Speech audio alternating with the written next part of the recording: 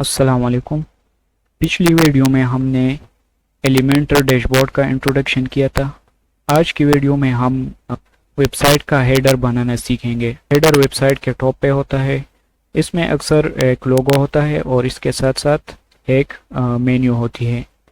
Header हमें हर page के लिए बनाना नहीं पड़ता, हम एक ही बार हेडर को बनाते हैं और सब पेजेस पे शो होती है। ये wordpress.org का वेबसाइट है।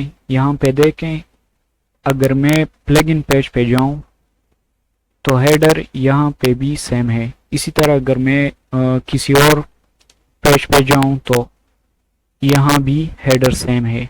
इसी तरह हेडर सब पेजेस पे सेम ही रहता है। तो चलते हैं वर्डप्रेस डैशबोर्ड की तरफ। हेडर हम एलिमेंटर थीम बिल्डर के ज़रिए बनाते हैं। थीम बिल्डर को हम यहाँ टेम्पलेट्स यहाँ से भी ओपन कर सकते हैं। इसके अलावा हम किसी पेज को जब एडिट करते हैं तो वहाँ से भी हम थीम बिल्डर ओपन कर सकते हैं। अगर आप चाहो तो यहाँ से भी ओपन कर सकते हैं और एडिटिंग के दौरान भी। फॉर एग्जांपल मैं यहाँ पे आज पेजेस में जाता हूँ, इसको एडिट विद एलिमेंटर, इसको एडिट कर देता हूँ और अब यहाँ पे क्लिक करके यहाँ से भी ओपन कर सकते हैं। अगर आप एलिमेंटर का फ्री वर्जन यूज़ कर रहे हैं तो आप एलिमेंटर पे हेडर नहीं बना सकते, ये सेक्शन लॉक होगा आपके लिए। अब यहाँ पे देखें, हम हेडर भी बना सकते हैं और फूटर भी, लेकिन इस वीडियो में हम हेडर को बनाएंगे। तो इस पे क्लिक करें, हेडर पे, इसको कैंसिल करें और अब यहाँ हम हेडर को बना सकते हैं। सबसे पहले मैं एक सेक्शन को क्रिएट करूँगा। फॉर एग्जांपल मैं यहाँ पे 3 कॉलम्स का सेक्शन बनाता हूँ। अब ये हमारे पास एक सेक्शन है और इसके अंदर 3 कॉलम्स है। सेक्शन को हम यहाँ से एडिट करते हैं और अगर हम किसी कॉलम को एडिट करना चाहते हैं तो वो हम यहाँ से कर सकते हैं। अब यहाँ से ये वाला कॉलम एडिट हो जाएगा, इसी तरह यहाँ से ये वाला कॉलम और यहाँ से ये वाला कॉलम। काम के साथ साथ हमें इसकी भी समझ आएगी। अब सबसे पहले हम यहाँ पे लोगो ऐड करते हैं। अब अगर आपने कस्टमाइजेशन में साइट का लोगो सेटअप किया है तो आप यहाँ से भी ऐड कर सकते हैं, लेकिन हमने कस्टमाइजेशन में लोगो ऐड नहीं किया तो हम यहाँ इमेज का एलिमेंट यूज़ करेंगे। यहाँ पे इमेज सर्च करें और यहाँ से इसको ड्रैग करें। अब मैं यहाँ डैशबोर्ड में यहाँ चूज़ इमेज पे क्लिक करता हूँ। यहाँ पे ऑलरेडी हमारे लाइब्रेरी में स्किल्स ऐड के नाम से लोगो ऐड है। अगर आपके पास ऐड नहीं है तो आप यहाँ से ऐड कर सकते हैं। अपलोड फाइल्स, यहाँ सेलेक्ट फाइल्स और यहाँ से लोगो को सर्च करके ऐड करें। यहाँ पे मेरे पास ऑलरेडी सेव है, मैं इसको ऐड करता हूँ लाइब्रेरी में और इंसर्ट मीडिया। अब हम इसकी साइज सेटअप करते हैं तो यहाँ पे स्टाइल सेक्शन पे क्लिक करें। यहाँ पे आप लोग इसकी विड्थ और हाइट सेटअप कर सकते हैं। यहाँ पे परसेंटेज में भी आप लोग सेटअप कर सकते हैं, इसके अलावा पिक्सल्स में भी और VW से भी। हम इसको पिक्सल्स या VW से करते हैं।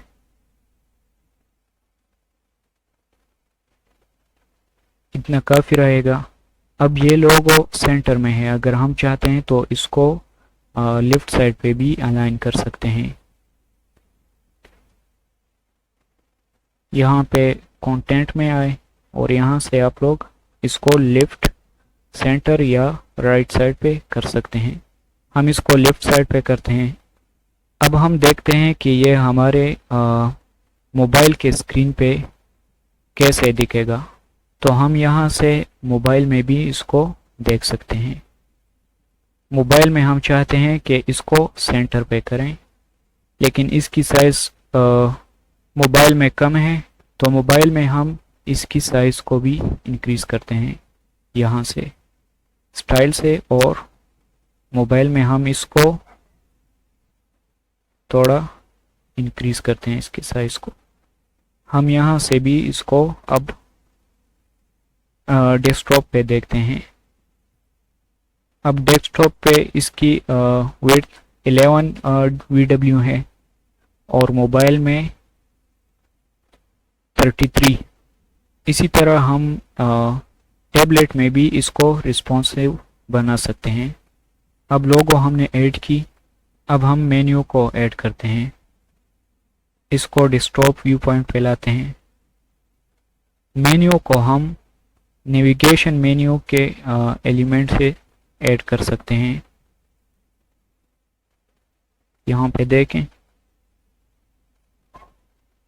अब हमने कोई मेन्यू नहीं बनाई तो इस वजह से यहाँ पे शो नहीं होती, तो हम अब जाके मेन्यू बनाते हैं।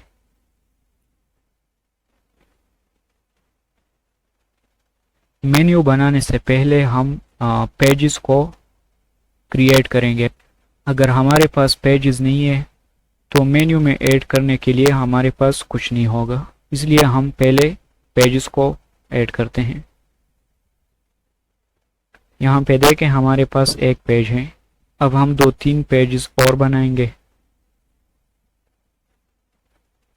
डुप्लीकेटर के नाम से एक प्लगइन है, उसमें आप लोग इस पेज को डुप्लीकेट भी कर सकते हैं, फिर आप लोग को जस्ट नेम चेंज करना होता है। लेकिन हम न्यू पेज ऐड करेंगे। इस पेज को मैं ब्लॉग का नाम देता हूँ और पब्लिश। इसको कॉन्टेक्ट अस,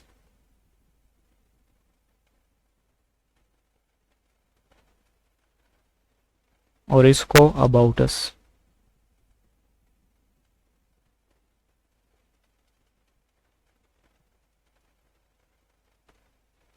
अब हमारे पास पेजेस है। अब हम मेन्यू को ऐड करते हैं। सबसे पहले हम अपीयरेंस पे होवर करते हैं, उसके बाद यहाँ पे मेन्यू पे क्लिक करते हैं। यहाँ पे हम मेन्यू का नाम देते हैं और क्रिएट। अब इसमें हम पेजेस ऐड करते हैं, home, blog, contact us, about us. ये यहाँ पे हमारे पास मेन्यू में ऐड हो गए। हम इसको अरेंज भी कर सकते हैं। टॉप पे होम होगा, उसके बाद ब्लॉग होगा। ब्लॉग का स्पेलिंग भी गलत लिखा है। हम इसको यहाँ से भी टिक कर सकते हैं। पेजेस के अलावा हम मेन्यू में पोस्ट भी ऐड कर सकते हैं। पोस्ट का जो टाइटल होगा वो मेन्यू में शो होगी। फॉर एग्जांपल ये हेलो वर्ल्ड, ये टाइटल है इस पोस्ट का, तो मेन्यू में ये शो होगी। और अगर हम इसको चेंज करना चाहें तो हम यहाँ से इसको चेंज कर सकते हैं। इसी तरह हम कैटेगरीज को भी ऐड कर सकते हैं और कस्टम लिंक को भी। फॉर एग्जांपल मैं मेन्यू में एक बटन ऐड करना चाहता हूँ जो यूज़र्स को फेसबुक पे ले जाएं, तो हम यहाँ लिंक ऐड करते हैं facebook.com और यहाँ पे टेक्स्ट। अब जो टेक्स्ट हमने ऐड किया है वो मेन्यू में शो होगी। तो हम यहाँ से सेव चेंजेस करते हैं, सेव मेन्यू। अब हमारी मेन्यू क्रिएट हो चुकी है। अब हम वापस एलिमेंटर की तरफ जाते हैं। यहाँ पे अब हमें पेज रिफ्रेश करना पड़ेगा, लेकिन पहले हम इस काम को पब्लिश करते हैं। अच्छा, जब आप हेडर को पब्लिश करते हैं या फुटर को, दोनों की कंडीशन आप लोग यहाँ से ऐड कर सकते हैं। फॉर एग्जांपल मैं कंडीशन ऐड करता हूँ। अब ये कहता है कि आप हेडर को कहाँ पे शो करवाना चाहते हैं, तो यहाँ पे ऑप्शंस हैं। हम इसको एंटायर साइट यानी सारे वेबसाइट को हम सेलेक्ट करके यहाँ से सेव एंड क्लोज। अब हम पेज को रिफ्रेश करते हैं।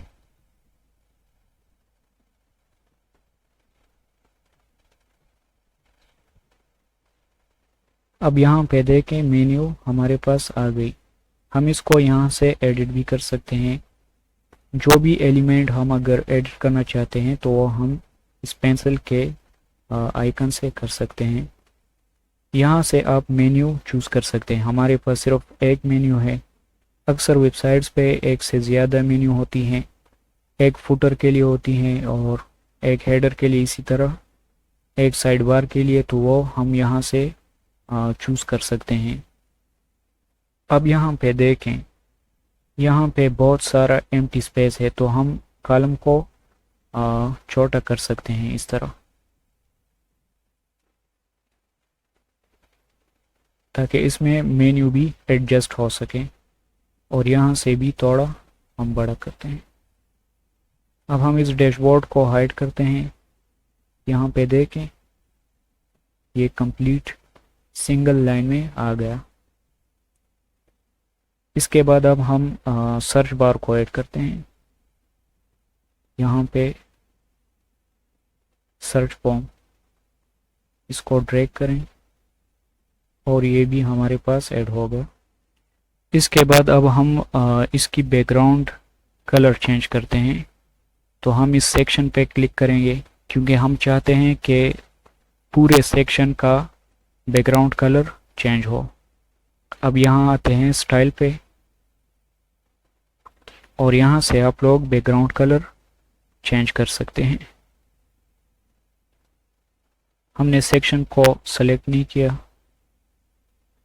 हम सेक्शन को एडिट करना चाहते हैं तो इस पे क्लिक करेंगे। यहाँ पे बैकग्राउंड क्लासिक में आप लोग कलर और इमेज चेंज कर सकते हैं। इसके अलावा यहाँ पे ग्रेडियंट है, यहाँ पे वीडियो और यहाँ पे स्लाइड शो। हम ग्रेडियंट को चूज़ करते हैं। ग्रेडियंट में दो कलर्स होते हैं, आप लोगों ने दोनों कलर्स को चूज़ करना होता है। फॉर एग्जांपल मैं यहाँ पे रेड करता हूँ और दूसरे कलर में मैं ऑरेंज।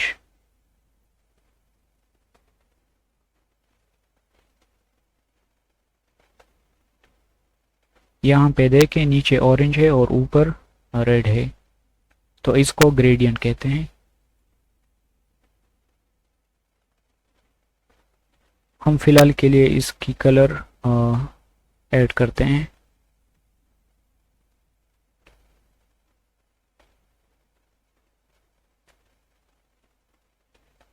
अब हम मेन्यू को एडिट करेंगे।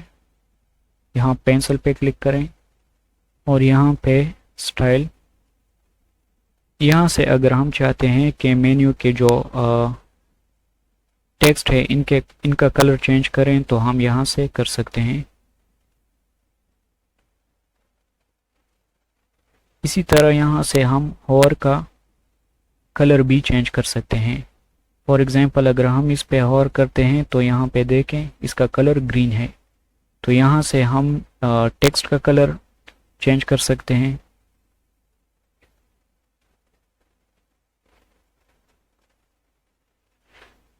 और यहाँ से हम ये जो नीचे पॉइंटर है इसका कलर चेंज कर सकते हैं। इसको मैं रेड रखना चाहता हूँ।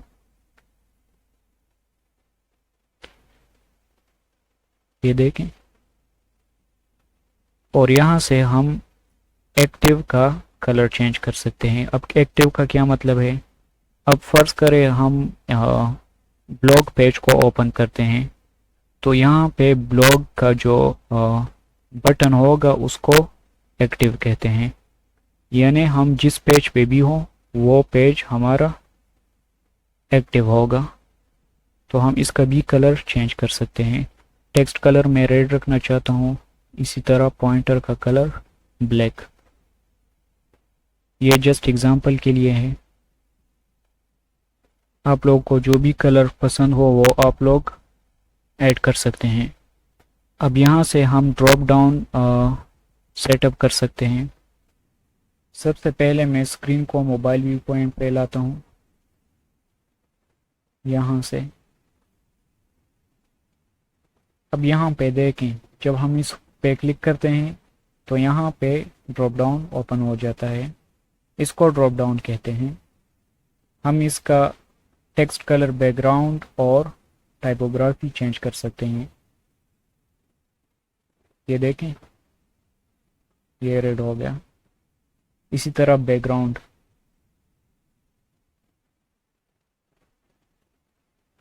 और टाइपोग्राफी। हम होवर और एक्टिव का भी स्टाइल चेंज कर सकते हैं, वो भी सेम इसी तरह है। अब मैं स्क्रीन को डेस्कटॉप व्यू पॉइंट पे लाता हूँ। अब हम इस सेक्शन का हाइट थोड़ा इंक्रीज करते हैं। यहाँ से हाइट पे आके हम मिनिमम हाइट को सेलेक्ट करते हैं। अब हम यहाँ से इसकी हाइट कम और ज़्यादा कर सकते हैं, लेकिन यहाँ पे मैं आप लोगों को कुछ समझाना चाहता हूँ, इसलिए मैं इसका हाइट ज़्यादा रखना चाहूँगा। अब यहाँ पे देखें, ये हमारे पास 3 कॉलम्स हैं और कॉलम्स के अंदर ये एक एलिमेंट है, ये दूसरे कॉलम में एक एलिमेंट है और ये तीसरे कॉलम में एक एलिमेंट है। अब अगर हम इस कॉलम का बैकग्राउंड कलर चेंज करना चाहें, फॉर एग्जांपल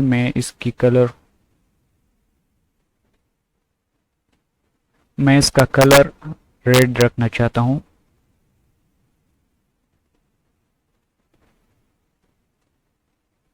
अब हम इस कॉलम में जितने भी एलिमेंट्स ऐड करेंगे उसका बैकग्राउंड कलर भी रेड रहेगा। यहां पे देखें,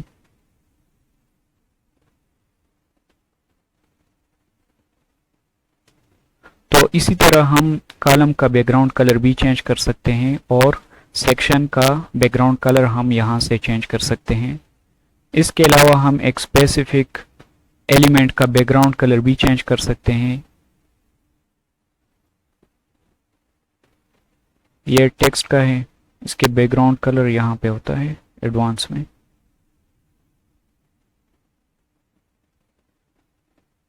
यहाँ पे मैं इसको वाइट रखना चाहूँगा। अब यहाँ पे देखें, ये सिर्फ इसी एलिमेंट का बैकग्राउंड कलर चेंज हो गया। तो ये 3 चीज़ें बहुत अहम है, सेक्शन, कॉलम और एलिमेंट। अब हम सर्च फॉर्म की तरफ आते हैं। यहाँ पे देखें, हम इसका स्किन भी चेंज कर सकते हैं। ये मिनिमल हो गया, ये फुल स्क्रीन में जस्ट आइकन नज़र आता है।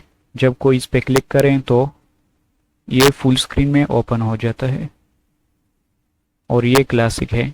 अब इसका बटन टाइप भी हम चेंज कर सकते हैं, टेक्स्ट भी हम लिख सकते हैं या आइकन भी, और आइकन को भी हम सेलेक्ट कर सकते हैं। ये सर्च का आइकन है और ये एरो। इसी तरह हम साइज भी चेंज कर सकते हैं बटन का। अब यहाँ स्टाइल पे आते हैं। अब यहाँ पे हम टेक्स्ट का कलर चेंज कर सकते हैं। यहाँ पे बैकग्राउंड कलर जो ये फील्ड है, यहाँ से हम बॉर्डर का कलर चेंज कर सकते हैं, लेकिन बॉर्डर हमने फिलहाल नहीं दी, तो हम बॉर्डर भी 10 पिक्सल देते हैं ताकि आप लोग को दिखाई दे। तो हम यहाँ से बॉर्डर का कलर चेंज कर सकते हैं। हम इसको मज़ीद भी एडिट कर सकते हैं, लेकिन ये आप लोग खुद करें। यहाँ से बटन है, यहाँ पे रेडियस है, ये आप लोग खुद चेक करें।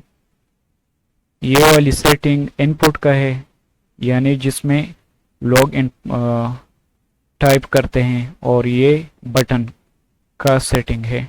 इसी तरह एडवांस में हम मार्जिन दे सकते हैं। अब मार्जिन और पैडिंग को समझाने के लिए मैं इस सेक्शन को एडिट करूंगा, इस एलिमेंट को। अब पहले मैं इसको मार्जिन देता हूं। फॉर एग्जांपल इसको मैं यहाँ से, अब मार्जिन में टॉप है, टॉप मार्जिन, राइट, बॉटम और लेफ्ट। अगर हम इस फील्ड में फॉर एग्जांपल 10 मार्जिन देते हैं तो ये राइट बॉटम लेफ्ट में भी हो जाएगा, इसलिए आप लोगों ने इसको डीसेलेक्ट करना है। अगर आप लोग सारे साइड से मार्जिन नहीं देना चाहते, मैं इसको डीसेलेक्ट करता हूँ। पहले सेलेक्ट करता हूँ, इसको 0 कर देता हूँ। अब यहाँ पे मैं इसको डीसेलेक्ट करता हूँ। अब अगर मैं टॉप पे करता हूँ तो ये जस्ट टॉप पे मार्जिन ऐड होगा। अब मैंने 19 पिक्सल्स मार्जिन दी है टॉप का, तो यहाँ पे आप लोग देख सकते हैं ये इस लाइन से 19 पिक्सल नीचे आ गया। मैं इसको 29 कर देता हूँ। यहाँ देखें 39, 49। इसी तरह अगर आप लेफ्ट से इसको मूव करना चाहते हैं तो आप लेफ्ट में भी मार्जिन दे सकते हैं। ये हो गया मार्जिन। अब इसको मैं 0 कर देता हूँ।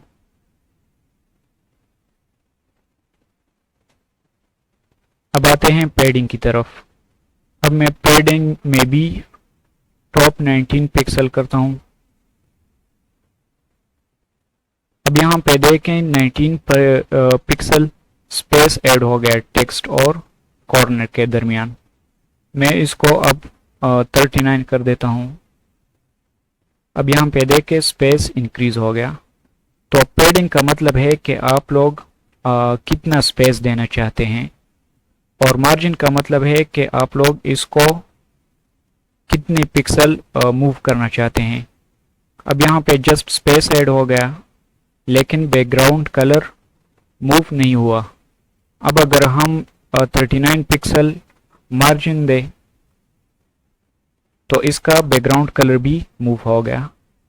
तो ये मार्जिन और पैडिंग